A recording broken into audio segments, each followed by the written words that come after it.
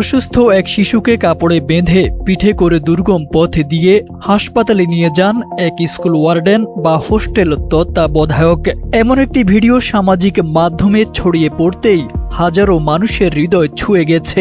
অ্যাম্বুলেন্সের জন্য অপেক্ষা করলে হয়তো আর বাঁচানো যেত না 11 বছরের ছোট্ট ছাত্রীটিকে। তাই এক মুহূর্ত দেরি করেননি স্কুলের ওয়ার্ডেন। শিশুটিকে একটি কাপড় দিয়ে নিজের পিঠে শক্ত করে বেঁধে তিনি রওনা হন। বাহিরে তখন প্রবল বর্ষণ আর সামনে ছিল দুর্গম বনপথ।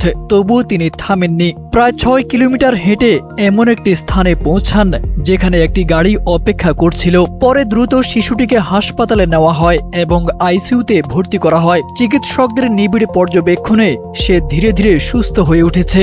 নিজের এই সাহসিকতার জন্য কোনো কৃতিত্ব নিতে চাননি ওয়ার্ডেন। JBS holdings limited. তার ভাষায় তিনি শুধু তার ছাত্রীকে বাঁচাতে চেয়েছিলেন। ভারতীয় সংবাদ মাধ্যম ইন্ডিয়ান এক্সপ্রেসের এক প্রতিবেদনে জানা যায়, ভারতের অন্ধ্রপ্রদেশের গুম্মা লক্ষ্মীপুরমে এই মানবিক ঘটনা ঘটেছে।